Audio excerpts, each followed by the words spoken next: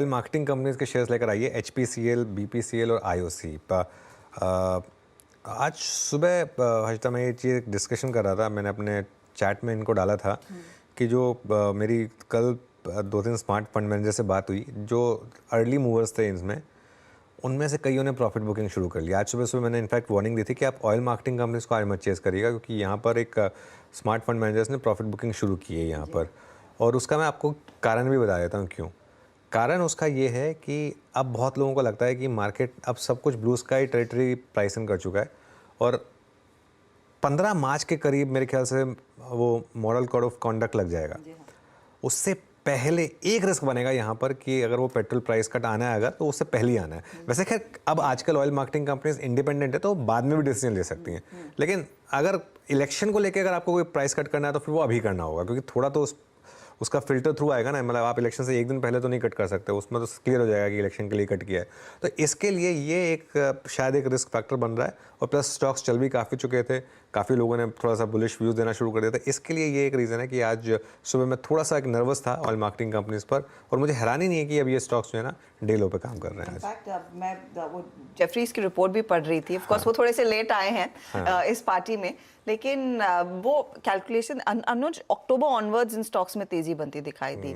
तो औसतन 130-120% तक के रिटर्न्स आपको बीपीसीएल जो टॉप परफॉर्मिंग काउंटर है उसने दे दिए हैं। बाकियों ने भी परफॉर्म किया है, लेकिन 90 to 130-140% के रिटर्न्स की बात हो रही है। अब जैसे हम सुबह डिस्कस कर रहे थे मोतीलाल ओसवाल की रिपोर्ट में, ऑयल मार्केटिंग कंपनीज का प्रॉफिट इस क्वार्टर बढ़ा है 4.6 टाइम्स, करेक्ट, मतलब 460%।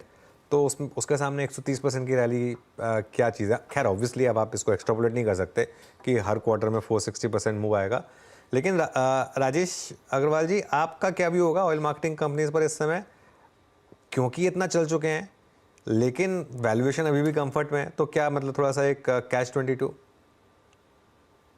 देखिए, आपने सही कहा कि वैल्यूएशन अभी भी कंफर्टेबल लेवल में है, लेकिन हमें ये नहीं भूलना चाहिए कि अक्टूबर से लेकर के अभी फरवरी यानी 4-5 महीने में ही कई स्टॉक ऐसे हैं जैसे दुगने तिगने हो गए हैं, तो थोड़ा कूलिंग ऑफ होता हुआ नजर आ रहा है, इसमें कोई दो राय नहीं है। लेकिन क्रूड जब तक $80 के आसपास है, थोड़ी सी तावना दे रहा है, डिविडेंड अच्छी देती है कंपनियां। अगर आप आईओसी की बात करो तो 70 MMTP की तो उनकी कैपेसिटी है, 17,000 किलोमीटर की पाइपलाइन है, गैस स्टेशन है, डिस्ट्रीब्यूटर्स है, और सबसे बड़ी बात है कि आने वाले दिनों में ये ईवी हाइड्रोजन में ये सारी कंपनियां जाने वाली है। तो मुझे लगता है कि थोड़ा कूल ऑफ होता है, मौजूदा स्तर से 5-7% का कट आता है, तो वहां पर ध्यान देना चाहिए। और सबसे बड़ी बात जो आपने कही ना कि इलेक्शन का एक ओवरहैंग रहेगा, कि अगर वहां पे कोई कट आता है तो इनके जो मार्जिन है वहां थोड़ा प्रेशर पड़ेगा, खास करके 2-3 महीने के लिए, एक क्वार्टर के लिए, तो वो ओवरहैंग बिल्कुल बना रहेगा। कुछ करेक्शन होता है मौजूदा स्तर से, मेरा बाकी करेक्शन से मेरा मतलब है 8-10% का, तो वहां पर थोड़ी सी खरीदारी करनी चाहिए। सेक्शन पर ले। वैसे बता दें कि मनी कंट्रोल पर दिए गए विचार एक्सपर्ट्स के अपने निजी विचार होते हैं। वेबसाइट या मैनेजमेंट इसके लिए उत्तरदायी नहीं है। यूजर्स को मनी कंट्रोल की सलाह है कि कोई भी निवेश निर्णय लेने से पहले सर्टिफाइड एक्सपर्ट की सलाह लें।